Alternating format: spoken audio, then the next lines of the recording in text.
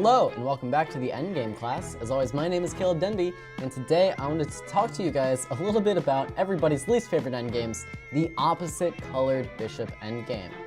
And I wanted to start with the bare bones of this one, and specifically, we're going to get into what happens when one side has two extra pawns, because as you can see on the board here, if we flip to it, one pawn is just never going to be enough, and I think most players are familiar with this idea.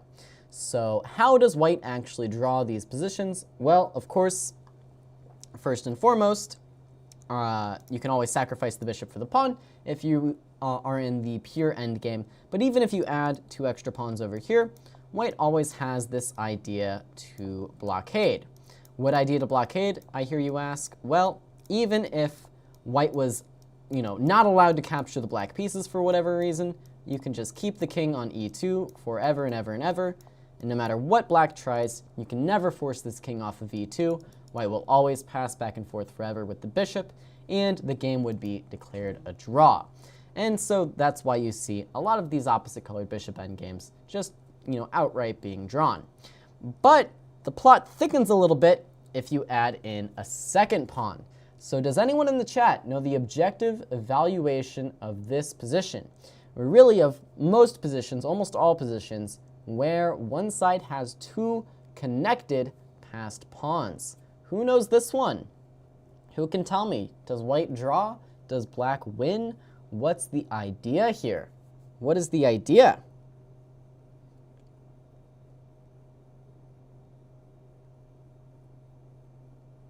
Nightmare says draw. Peter Peterson says still draw. Patrick says two connected in the middle of the board is winning. Somebody somewhere says black win. Blaze it says draw. Great Wolf says draw. Peter says sack the bishop for the two pawns. Easy. Chess King says draw blockade. Patrick says white can't sack for both. Black can win. So of course black can win, but black should not win because this position is technically a draw. How is it a draw? Well, white can set up a very specific type of fortress. Now, if you know that the position should be a draw, but you don't know this idea, I think more often than not, black does actually end up winning these games. And so let's take a look and get into the nitty-gritty here and see what this fortress idea is for white. Well, first of all, I kind of want to show you what not to do. So let's start with king d2. This move is fine. Something like d5, king e3, still this is all fine. Let's say king d7, advancing the king. We get tempted to give a check, so we go bishop b5 check, king d6, and let's try challenging these pawns from behind. So what do you guys think about challenging the pawns from behind? Good or bad idea for white? Good or bad to challenge the pawns from behind? You tell me, chat room.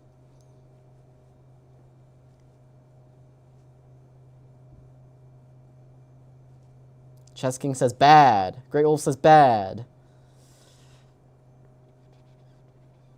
Very bad. Bad. Good, says Manny. Manny, going against the grain. I appreciate that. I appreciate that. Patrick has no idea. Bad, I said so. I did kind of spoil this one. Apologies. So, attacking the pawns from behind, believe it or not, I think this is the more natural way to go after the pawns, right? The pawns attack forward. That's scary. Attacking them from the front, what are you, insane? They might take you. Attacking them from behind on the surface does look to be like the safer option, but actually, this is quite seriously just the wrong way to go about things. Why is that? Well, black is going to push the pawn that you're not attacking, always trying to keep the pawns on light squares, and we'll look at why in a second. And then if you try to blockade, the king just starts to advance, and we see that this is not going to be an acceptable blockade. And we'll look at why this particular idea is losing a little bit more in depth in just a moment. But let's talk about what would be a draw, right? So first and foremost, this one is obviously a draw. Why is that? Well, white can blockade either on e4 or d3. And now all white has to do is pass back and forth with the bishop somewhere along this diagonal, always making sure that these two pieces are defending the e4 square together. So that's important to note. If white can set up this light square blockade, then it is just a draw. But if white can't, then of course black can sometimes win. So let's go back to this position. We saw check, king here. Let's say bishop a6, check, king d2. So how can black win this position? Who knows? How can black win this position? Or is this a fortress?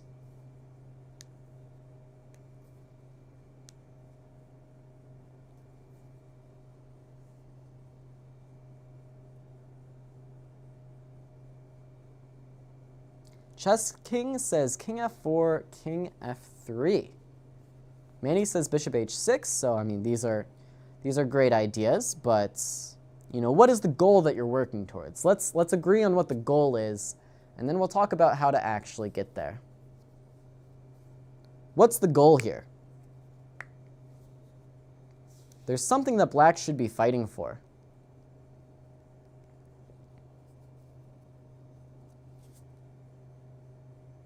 Promote the e-pawn, well, a little bit more attainable.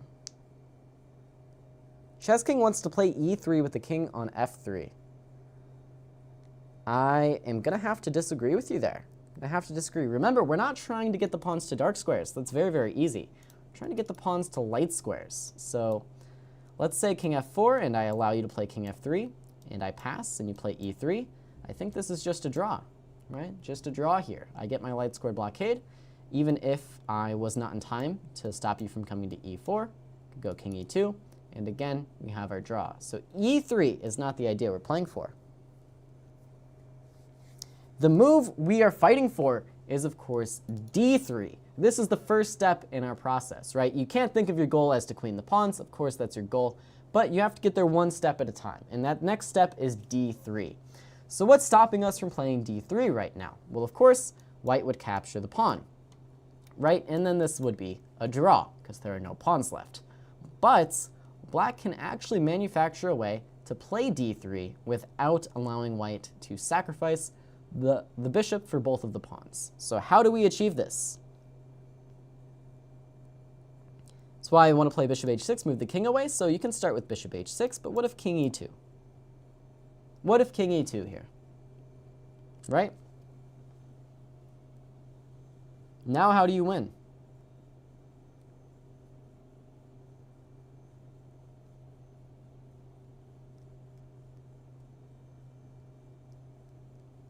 Get the king to c3. How? How? If you go king d5, I'll check you. I'll check you. King d5, I check you.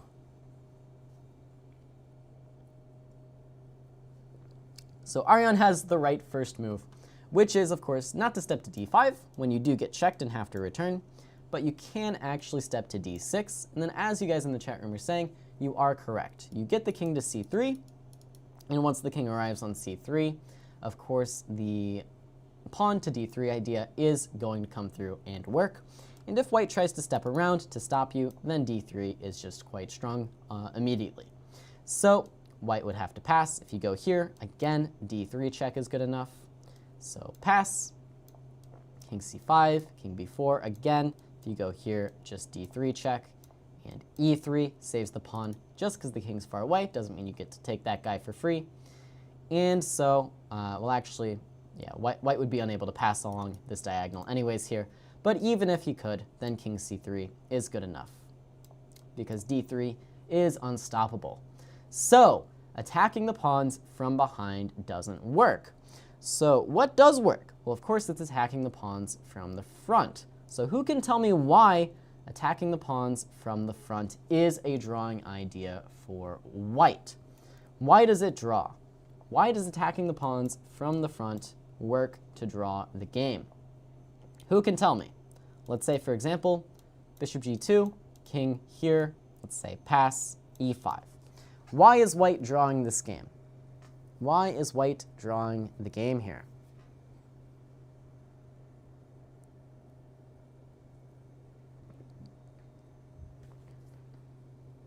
Blockade on the late square? Well, that's what we tried to do last time, right? We tried to set up for the bishop we were guarding from a6 all the way down. Hold on, other way. How do I do this? Yeah, a6 all the way down to f1. Look at me go, figuring out the angles. But somehow the king made its way around and was able to support the pawn push. So what is stopping black from bringing the king around and supporting the pawn push? So Cane Name has the right idea. The huge trick to having the bishop in front of the pawn is that we can both stop the pawn from advancing. We're pressuring the e4 square, so this pawn can't advance. But in addition to that, we are at the same time attacking the d5 pawn. And this is the critical thing here, because now black is unable to bring the king around to f4 in order to support the e4 push. Because as soon as he leaves, he's going to be leaving the d5 pawn behind, and black is just simply unable to make progress here. Just unable to make progress. And this is the crux of the idea of the opposite color bishop endgame against two connected pawns. White must guard the pawns from the front, but it's not so easy to just remember that arbitrarily. But if you remember why, it's because we need to both pressure the square in front of the pawn and the other pawn itself to make sure the pawns cannot advance. This is the critical idea to draw the game here. So let me ask you a question. Let's say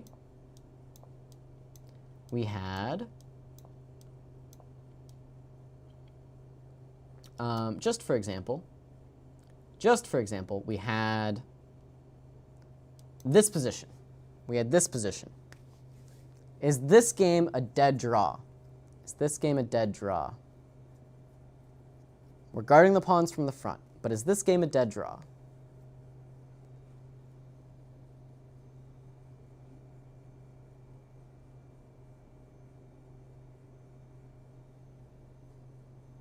No, why not? Why is this game not drawn? What can black do? What can black do to try to progress?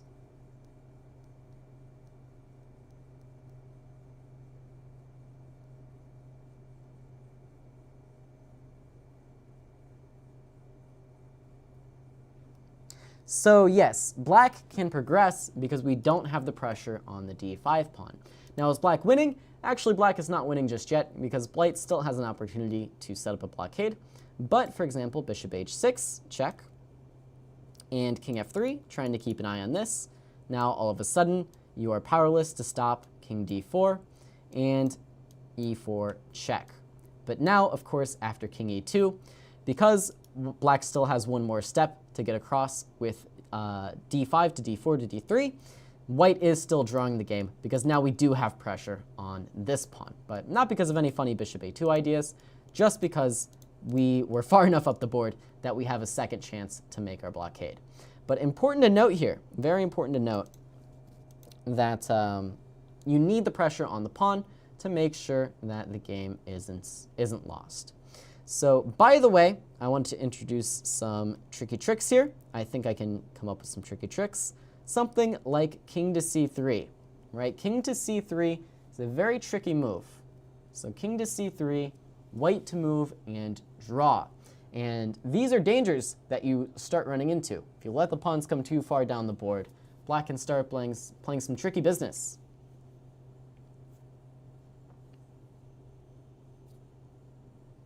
So yes, of course, bishop a2 would lose the game because now after d4, bishop b1, we are not getting both pawns, but king d1 is good enough when now we have pressure on this pawn, preventing this pawn from advancing. But hold on, what if I pass? What if I pass? Now what? Now what? Well, of course, as I'm sure people in the chat are going to say when they see, the answer is bishop c2. If you go king e2, then king b2, and this bishop is unfortunately trapped. Very unfortunately trapped. And yeah, that's, I think, pretty much the only real trick here. I'm trying to think if there are any more, but I think this is about the only thing to look out for. So this is, I think, by far the trickiest of the draws for the opposite colored bishop endgames. When you are facing two connected passed pawns, it's very important to remember to defend against the pawns from the front, and not just because, you know, the front is better. It's because you need to pressure the square in front of the pawn and the backwards pawn at the same time to ensure that the king cannot roam his way around the board and support the push of the pawns. And of course, there is the idea that everybody knows, which is this idea of the light square blockade, right? This is the easy one. If you can get the pawns on the other color complex, then you can just blockade, and it doesn't matter how many pawns there are, you're not breaking through. Well, it does matter how many pawns there are, but with 2 pawns, you're not breaking through, okay? Shouldn't have said it doesn't matter how many pawns there are, because sometimes things get weird. But okay, with 2 pawns, this is always a draw. So now let's move on. Pawns, now they're 1 file apart. What's different? Is it still a draw? Is it the same kind of draw? How do we pressure the pawns like this? What's going on here?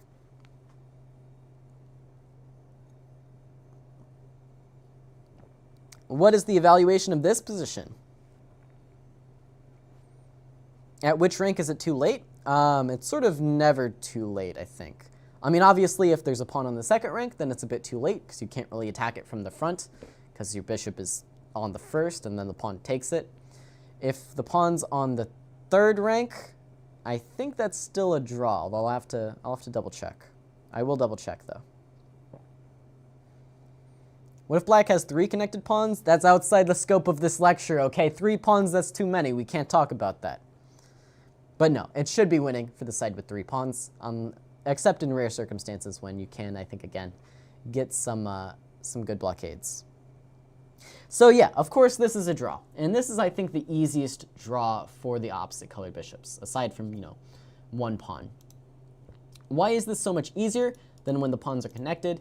Well, of course, with the pawns disconnected, the pawns are actually unable to support each other advancing through these light squares, right?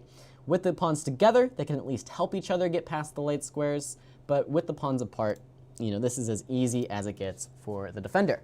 So what's the drawing technique? Tell me the easiest drawing idea for white here.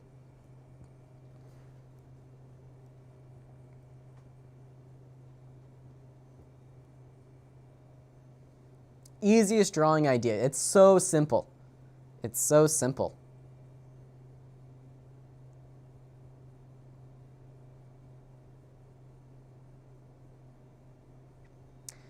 Bishop d3 is being suggested. Don't let the pawns promote. Sacrifice the bishop. King on d1 and do nothing. So not quite. Not quite. In my opinion, the easiest, I think, it's pretty hard to lose these positions, but the absolute simplest thing you can do is put the king on a light square between the pawns, same color as your bishop, would be a dark square if the bishops were reversed. And then here's what you do. You put your bishop here, and now you can't lose. Now you can't lose. So let's say it's illegal to take the pawns again, unless they put you in check, right? Let's say you were just forced to pass forever and ever and ever, allowing black to get all the way up the board.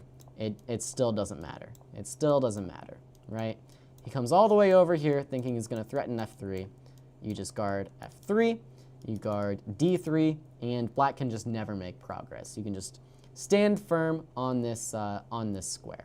And this is about as simple as it gets, to be honest. So questions on this 1 file apart endgame. I want to spend very little time here because it's just that simple. Does anybody understand? Anybody not understand why this is just the easiest draw of all time? You just go king e2, and then use the bishop to cover whichever square the black king is also attacking. It's that easy. Everybody understands. Everybody understands. So yeah, the same color in between, and then you can use the bishop to help guard as needed. When wouldn't you be able to capture unless they put you in check? So obviously that was just for demonstration purposes. You would always be able to capture in a real game. I was just kind of showing that no matter where the pawns are, no matter where the black pieces are, this idea is always going to be drawing for white. So even if you allow black to do anything that black wanted to do, as long as you have the king on e2 and you can control the other squares with the bishop, then you're fine. By the way, it would also work from this direction. Just chose this because it was a bit longer. Okay, let's move on then. 2 files apart.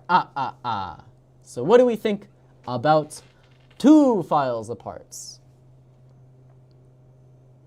2 files apart. things are getting a little bit crazy.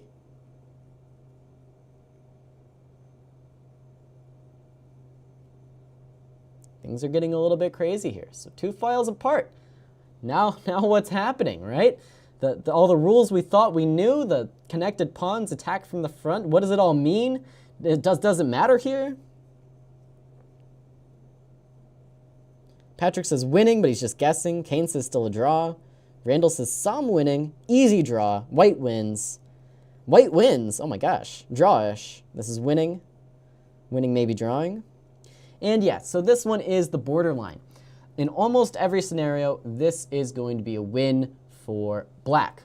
By the way, I should add the caveat at this point that almost always a win for black, with the caveat that if one pawn is the wrong color rook pawn, then of course those positions tend to be drawn, right?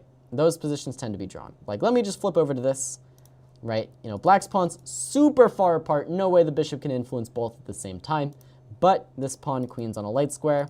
White can put the king here and then just sack this bishop for the A pawn whenever necessary. So all of these puzzles from here on out, with the caveat that this doesn't work if it's a rook pawn, okay? It just does not work.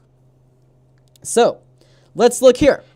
In this position, black is actually totally winning, and there's really only one rare circumstance that I could find in with the pawns in the C and the F files that results in white drawing. So let's take a look at it. Let's take a look. So how does white win in this, or how does black win in this position? Well, first of all, let's look at how white can potentially draw. So white can potentially draw if he's able to influence both pawns at the same time with the bishop. With the pawns 1 file apart, we saw that the king was actually able to influence both pawns at the same time, and this is why white could easily draw. With the pawns together, we saw that the bishop could again influence both pawns at the same time, thanks to the fact it could control the square in front of this pawn and attack this pawn at the same time. So white's drawing ideas sort of always focus on this idea of influencing both pawns at the same time with one of white's pieces. So that idea holds true in this position. Unfortunately, if black plays well, white should be unable to set up some kind of position where he influences both pawns at the same time. He sort of has to dedicate one piece to one pawn and one piece to the other pawn, and it's very difficult to move between the two. So how can white influence both at the same time? Well, for example, if bishop d3 were to be played and something like bishop e7, now the position is actually a draw. Why on earth is this position a draw? Well, white has successfully set up a position where you can influence both pawns at the same time, and the white king is going to be getting there faster than the black king. So how is this possible? Well, white has put this bishop on a very particular diagonal where it can control 2 different squares on the C and F files at the same time without, removing the bishop from this diagonal. So this bishop at the same time can both stop the F pawn and stop the C pawn by sort of relegating them to the same file here. And the second part that I mentioned is that the king is getting there first, which means that after king e3, king e6, king f4, white is just in time to stop black from getting to this f5 square. If white were to be a little bit more nonchalant, then king e5 or just f5 directly.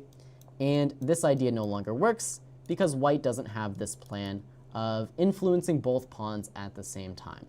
So this position, believe it or not, is actually a draw now. Black has no way to advance because together the bishop is going to stop both pawns at the same time. And whenever the king runs around to try and support the other pawn, the white king will retreat and successfully stop the black king from pushing that pawn forward. So this is a pretty strange looking idea, but if you understand that in the first 2 endgames, white is drawing because he can use one piece to stop both pawns at the same time, then this makes a little bit more sense. White is drawing here because he uses one bishop to stop both pawns at the same time, and then the kings sort of cancel each other out as we go. So let's just take a look at how it actually happens. Let's say check. Now white to move and draw. We of course still have to stop f5, so king g4 is a reasonable idea. King g5 also draws. Now king e5, and it looks like things are pretty bad for white. but actually we can just go bishop h7, and no matter how hard we try to advance the c-pawn, it's not going to matter here. King e5, for example, king f3, c3, king e2 would actually lose because it allows f5, but if we pass with bishop c2, now if the king steps this way, we step to f2, and as soon as black is about to support c2, we come and stop him. If he comes back the other way, we also come back the other way. And white can somehow, on this one light square diagonal with this king, stop f5 and c2, and black is just unable to make progress. Notably, this bishop is effectively not playing, right? This bishop is going to be used to defend the pawns, and that's about it. So this is the only real drawing idea for white, setting these pawns up on the same diagonal so that he can use the king on this other diagonal to support the bishop and stop the pawns. So this is a pretty strange idea, but does everybody understand what's going on here?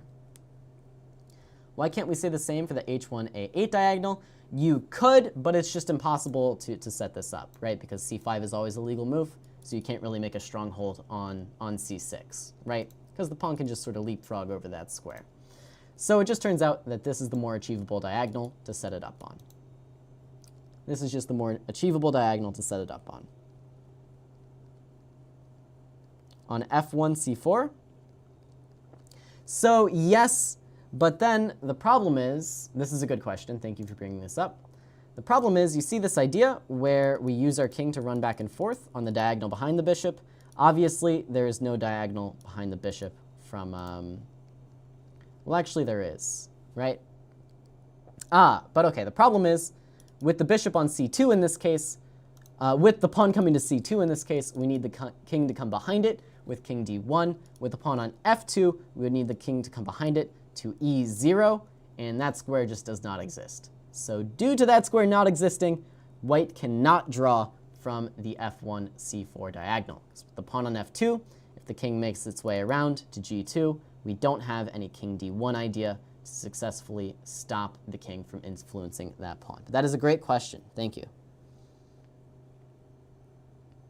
How does black win? Well, black wins by not allowing white to put the pawns on the same diagonal like this. And really, that turns out to be a pretty simple task for black.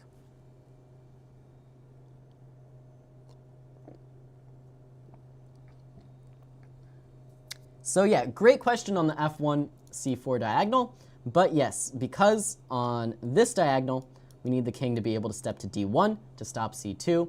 On this diagonal, we would not have an e0 square for the king to stop f1 queening, right? It's sort of like, if you imagine king d1 wasn't legal here, we'll just set it up. King d1's not legal in this case. Now all of a sudden here, king d3 is allowing f5, right? You can't go king d1, and there's no other way to stop the king from getting to c2. Okay, let's move on to how black can win. So, how can black win? Well, of course, after something like bishop d3, we should just activate our king, right? King e7, king d7 either think would work. Let's say king d7, king e2, king e6, king e3, and white is not in time to set up this blockade because black can play either f5 or king e5 here. Let's say f5. Now, if king f4, of course, it would get checked away. And so let's see how black can try to win if white is just sort of naively playing along here, right? Let's say bishop a6. Now, of course, after something like c5, okay, I'm hanging a pawn. So bishop d6 first, bishop f1, and c5, right? Now it's pretty clear how black is actually winning the game, right? White is unable to influence both pawns at the same time, and so black is going to be able to push the pawns, and that's kind of the end of the story, right? Let's say something like, you know, I almost can't make moves at this point. c4, bishop back, c3, bishop here. The king can wrap its way around now. Let's say white tries to defend, something like this, coming to d1, for example. But now, of course, black to move and win, we have f3. Bishop cannot stay on both pawns at the same time. Bishop check, f2, and the game is coming to a close here. So I thought that was, I always thought that was like the end of the story, right? Two files apart, white can't influence both at the same time, and that's that. Black wins unless white gets this crazy diagonal setup. And then, as I sometimes do, I decided to put it to the test a little bit and tried to win it against the computer, and it gave me a lot more problems than I was realizing. So sort of in my head, this was where I was going to end on the two files apart lecture and say, yeah, okay, and so black should win. And then I tried it against the computer, and the computer makes everything so difficult. So let's see what this looks like against, relatively perfect play from the engine. Let's see if it's actually so easy, right? So this is now a game, National Master the Llama Lord against Lichess AI level 8. Scary, scary stuff. So in the game, the Lichess AI tried bishop c4 first, deviously attacking my pawn. I play king e7, activating the king f2, f5, king e3, king f6, and now bishop b5 was played. Of course, you can't really stop the pawn from getting to f4 because it's a dark square. I go king e5, activating the king d3, I go bishop c5, activating the bishop a6, and I just push the pawn down to f4. Bishop b7 now is trying to influence both pawns on the same diagonal. Great stuff, but of course, this is not a drawing idea because I can sort of skip over the c6 square because I'm a cheater, and pawns can move 2 squares on their first move. So rather than play c5 immediately, I tried to get my king in front of it. The game continued though, king c3, finally c5. And now after bishop e2 check, king to c6, bishop f3 check, king to d6, king to d3, and it turns out it's not as simple as I thought, right? So in the previous position that I looked at, black's king kind of just came crashing through the center and split the white pieces, and white was helpless. But here things are a little bit different against, computer play. The computer has actually managed to set its own king up in the center with this bishop influencing this diagonal, now behind the pawn, not in front of the pawn. And it's not so easy to continue with black. So how do you actually win this game with black? How do you make progress here? Because in the example I was first showing, it was a bit easier, right? You just kind of came through the middle, but here white is sort of playing a bit tougher, right? White is stopping you from coming through the middle. So how can you make progress? How can you make progress?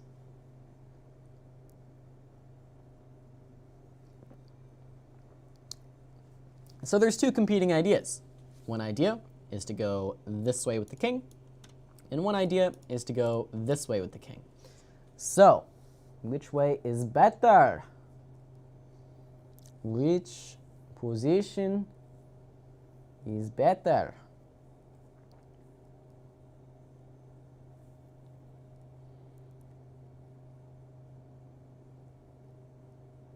So, of course, we should, in this case, bring our king over to the g3 square.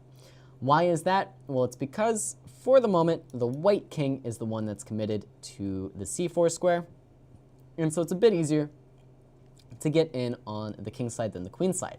What would happen if we went to the queen side? Well, unfortunately, I think it would just be a little bit tough to make any progress.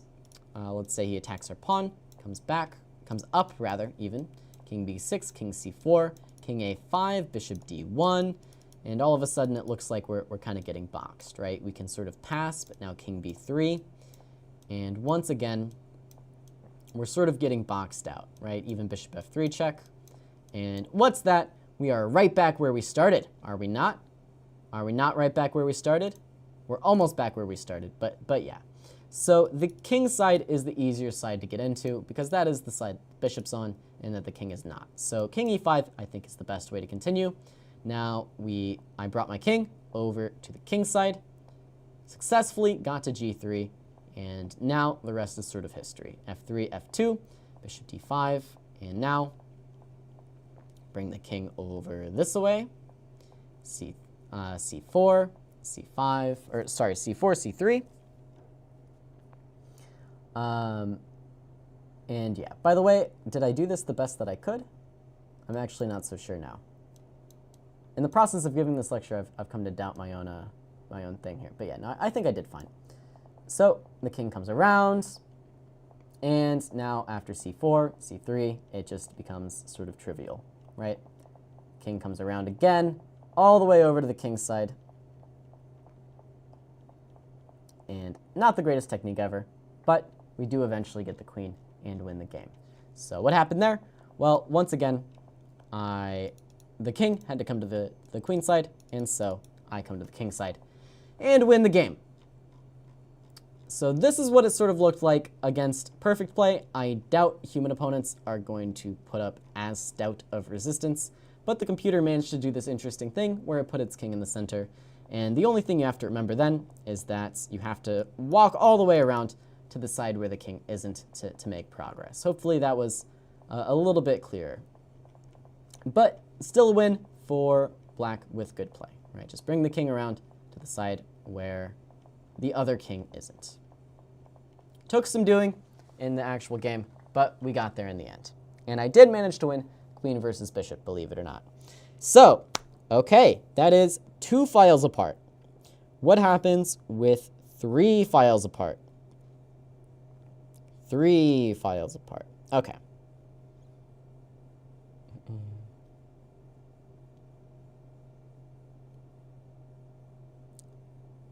Resets every pawn push. So yeah, no worries about the 50 move rule here. The entire game, in this case, took me 71 moves, but that 50 move rule resets every time you move a pawn forward. So every time you make progress, the 50 move rule resets. Let's take a look though at 3 files. So of course, 3 files is much like 2 files, but it is even harder for the computer to put up any kind of resistance, even if it tries to, tries its best. Why is that? Well, because as the pawns get further and further apart, it's more and more difficult for the 2 pieces to influence both pawns at the same time. And in this case, I think it is, in fact, just impossible, right? Should just be impossible. Because, for example, this is theoretically the longest diagonal that white could have. Let's say the pawns were on b7 and f7. This is the longest diagonal white could have to influence both pawns at the same time. And you run into this issue where the f1 square doesn't have an e0 square once again, and black would in fact be winning. So these games, just always going to be winning. And to prove it, I played the Lichess Stockfish again. Here we go. This is what happened in this game. Brought the king up in front of the pawns. And eventually started pushing with the king, and then brought, wait a second. Is this what happened in the game? Yeah. Wait a second. I just assumed it was all so easy. Apparently this position is drawn. Wait a second. I'm so confused. I'm so confused. All right. This will take more investigating. So we will leave 3 files apart alone for now. I thought that was just an easier version of 2 files apart, but apparently this position was actually drawn, and Lichess Stockfish just messed it up. So give me some time on that. Check a follow-up lecture next week. I don't want to try to do these things on the fly, because then I'm liable to say something wildly incorrect. So 3 files apart, apparently this is like randomly a draw, and that doesn't make any sense to me. That flies in the face of everything I thought I knew about these opposite color bishop endgames. But, okay, tune in next week. I will get back to you on that. Interesting. Probably it's a draw because my king can't get around the bishop, right? There's no room on this side of the board. Interesting stuff. So let's check out 4 files apart, because this one I am quite confident is just as wildly easy as it seems. There's just no way for the white pieces to interact with both of these. And to prove it, I won very, very quickly against Lichess Stockfish, and I'm absolutely certain I didn't mess this one up anyway. Absolutely certain. So you just bring the king up, and the king is over here, the bishop's over here. It's just so, so easy. So 5 files apart, also really, really easy, provided it's not the wrong rook pawn. Again, the further apart the pawns become, the easier it becomes, unless it's 3 files apart, and then there's this weird scenario where sometimes it's a draw, which I'll get back to you on. But then, once again, the wrong rook pawn is the easiest draw of all time. If one of the pawns left is the wrong rook pawn, in this case h7, not a7, then, of course, the king needs only to come to this corner, and the bishop needs only to get to a diagonal where it can stop the pawn from promoting, and the game is going to be a draw. So, there you go. There you go. Okay, it's a win unless you play Stockfish. Apparently, it's a win if you do play Stockfish, but Stockfish is not always playing the best moves because it managed to mess it up, and I won the game anyways. Very, very strange. But okay, wrong rook pawn, always going to be a draw. That's as easy as it comes. And then with the last 20 minutes, I want to take a look at a very particular endgame between Magnus Carlsen and Hikaru Nakamura. And this is an endgame that, of course, as we were discussing, was an opposite colored bishop endgame. So let's take a look at it and see if our knowledge that we learned earlier in the lecture comes in handy in this game. Now, this stuff is not an endgame, so I don't care about it. Moving along, pieces coming off the board, and wait, oh, okay. Opposite colored bishop endgame. So how do we feel about this opposite colored bishop endgame? How do we feel about what's going on here? Should black win? Should white draw? What do we know? 6 files apart is a draw. Randall has that one right. 6 files apart, always a draw. Always a draw.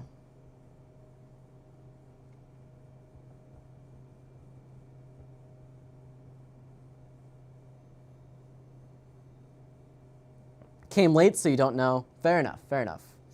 Manny says should be a draw. And the answer is nobody knows. You kind of have to go through a little bit more of the game. So there is a tactic in this initial position for Magnus. I don't know if you can really call it a tactic, just a positional threat that sort of wins another pawn by force, right? So due to the setup around the white king, bishop e2 actually totally entombs this king back on g1. And if white leaves the king entombed, then of course white is going to lose. You know, giving black an extra king is going to win in the endgame. So white has to play f4 to give the king the f2 square so it can actually evacuate.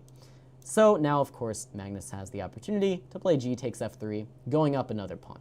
So really, you know, this endgame isn't the one I should be asking about, it's this endgame. So bishop f2 is how Hikaru starts, d3, bishop e1, king g7, king f2, king f6, king e3. And here we are in this endgame. And once again, should black be winning this, yes or no? It's a difficult question to answer. So we know from the lecture earlier that with these two pawns 1 file apart, it's going to be very, very difficult to actually win with these 2 pawns alone. So what does that tell us? Well, that tells us black has to do something about some of these other pawns. If black is able to actually win one of these other pawns, then black, of course, would have very good winning chances. So to start off with, Magnus goes king f5. We see h3, trying to keep the king out from invading and capturing the h2 pawn. And now h5 to keep this pawn at bay for Hikaru as well. Bishop d2, bishop f1, bishop e1. And now Magnus has a decision. Does he trade this pawn for this pawn? Of course, white wasn't interested in taking an f3 because then these 3 pawns would be more powerful. But now, after bishop e1, Magnus has to decide, does he give up this d pawn for this h pawn, yes or no? So, what is the decision here? What to do? Give up the h pawn for the e pawn, yes or no?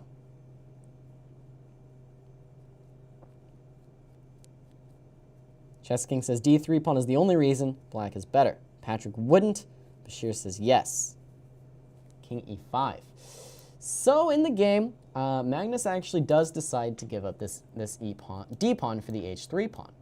Now, why is that? Well, because he saw the future, as he sometimes does, right? As he sometimes does. So what's the future of this game? Well, he realized that he can actually trade the f7 pawn for the f4 pawn. So essentially what he's doing is he's taking this 2v0 in the center and moving it over to the king side. Now, why does that matter?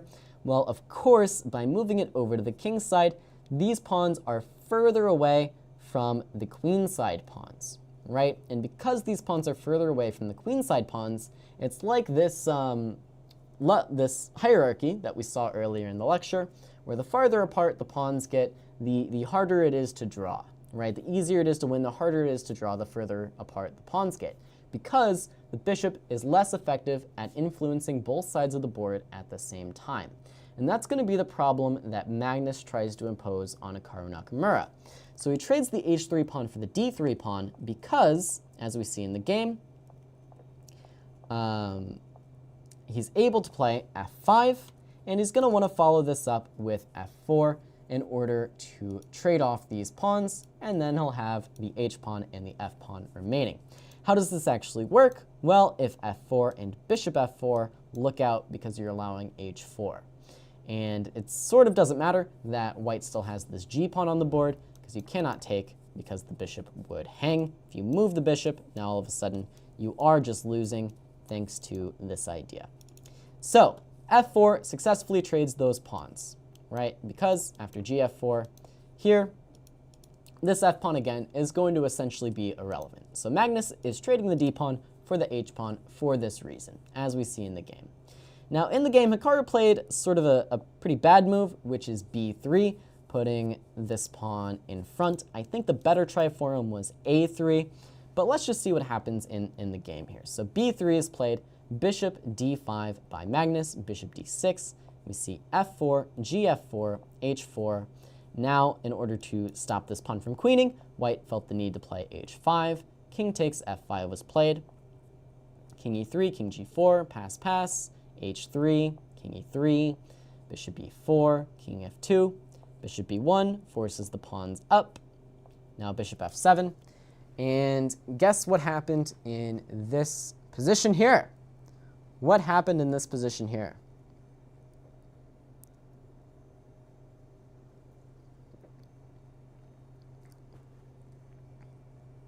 Because h1 is a light square, so yes, h1 is a light square, so is d1.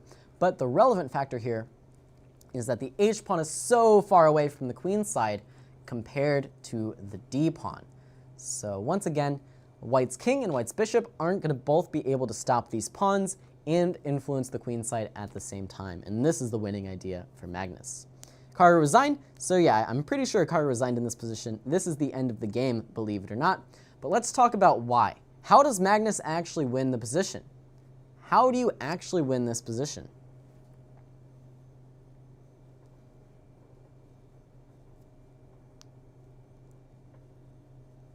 How do you win this position, chat room? Do you see? Do you see the winning idea?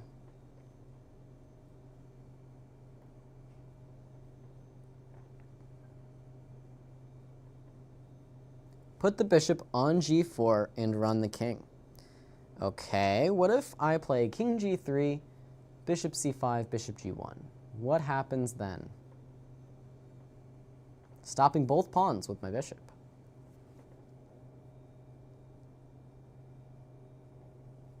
What happens if I play king g3, attacking the bishop on g4, and then to stop you from queening, I go bishop c5, bishop g1. Huh? What then? What then, smart chat? What then?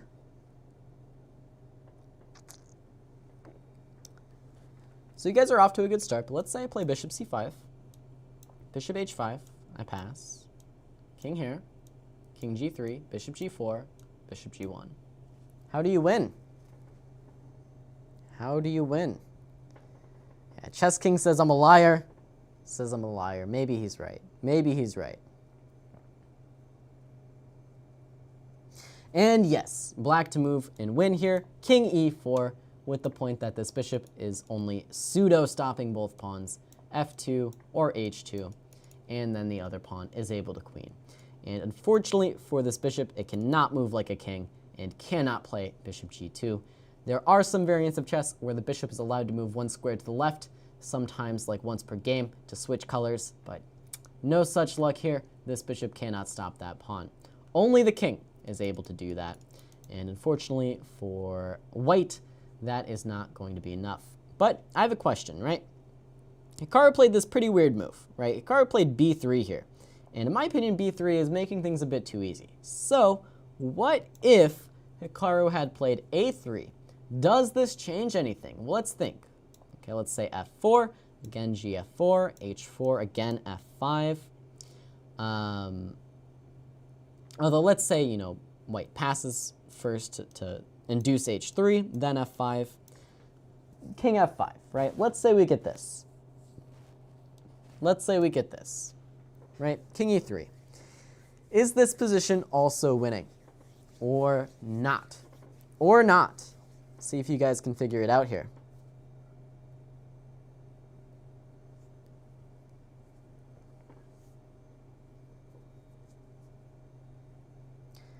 So, okay, Kethan has a question. Kathan? Maybe Kathan. Chess King says winning. Ariane says winning. Are you certain? Are you certain?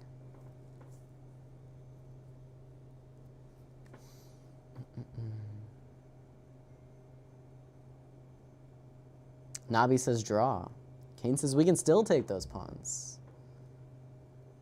Maybe. So what's different? Well, what's different is this backwards pawn is now on b2, and the backwards pawn is not on a3. So how does this change things? Well, white has some ideas now of playing bishop b5 to keep this b2 pawn a little bit sturdier. So let's say you get everything you want, right? King g4 has to be played to reroute the bishop, so king f2, bishop back, I pass, bishop here, I pass, king f5, I go here, bishop g4, king d3, sorry, bishop b4, I pass, king here, I pass, king d3, I go bishop b5. How are you winning the game? Okay, maybe I don't go bishop b5. Maybe I go here, king c2, I go bishop b5. How do you actually win?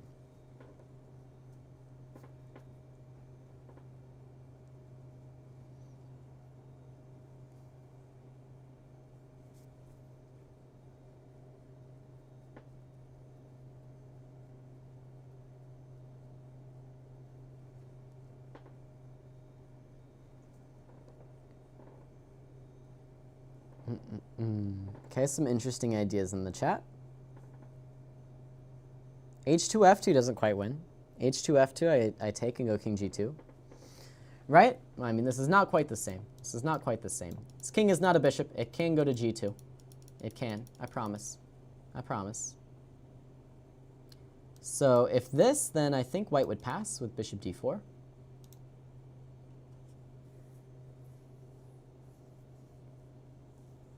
Darth Vader says you don't win this.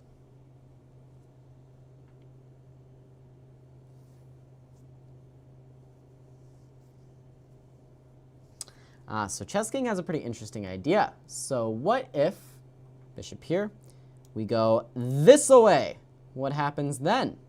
Well, king f2, right? It was a good idea. It was a good idea. But if you go here, then this is great.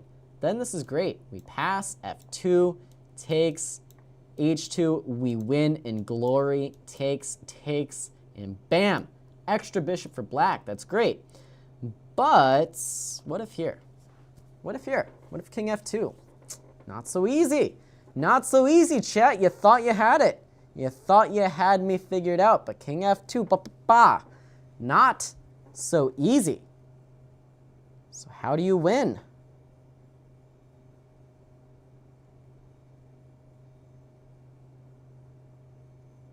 How do you win? Get the king to e2? You can't. I won't let you. Sorry, I won't let you. King d3, king f2, of course. I won't let you get there. You can't. You can't get there. I say no. I say no. So chat, nobody has come up with the winning idea yet. Nobody has come up with the winning idea.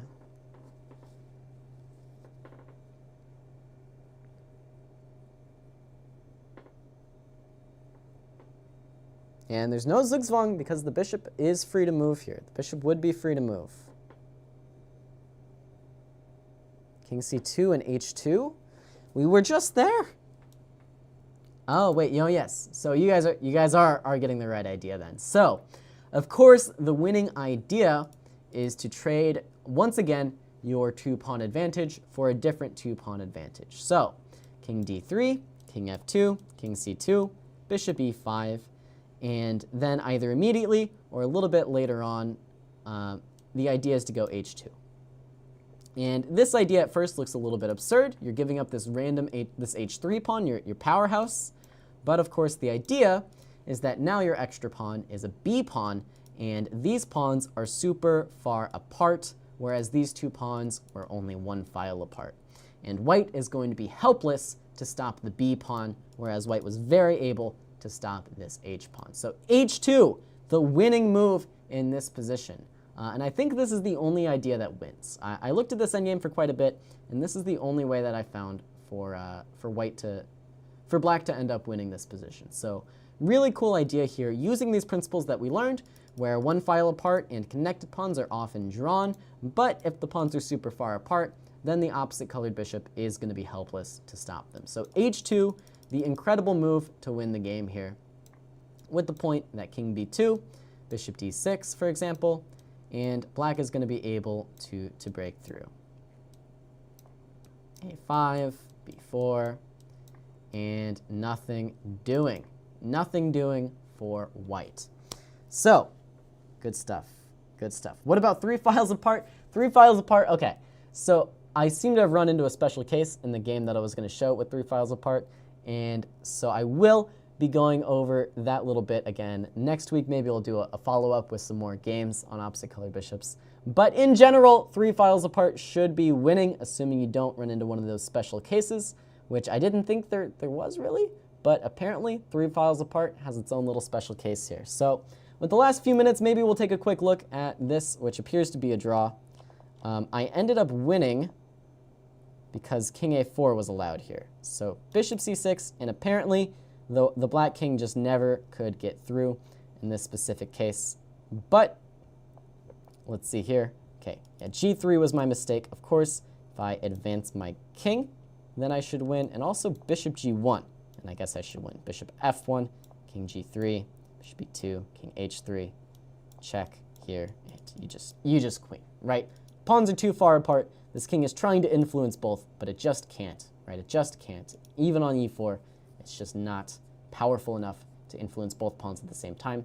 And so keeping the king in front of the pawn is always a good idea in these endgames, and black would have won. So pawns far apart, black should always win, unless, you know, you're a fool and you're playing Stockfish and you run into a special case. In which case you still win, because Stockfish doesn't understand the endgame. So, there you go. How often do I do these streams? I teach 2 classes on Monday and 3 classes on Wednesday. This is class 2 of 3 on Wednesday. And that is why I'm going to call it a day on these opposite colored bishop endgames. I apologize for that slight slip up with the 3 files apart endgame, but these things happen. These are complicated endgames. And I spent most of my time on the 2 files apart one, to be honest with you. I thought that was as complicated as it got. I thought once it was 3 files apart, there were no special cases.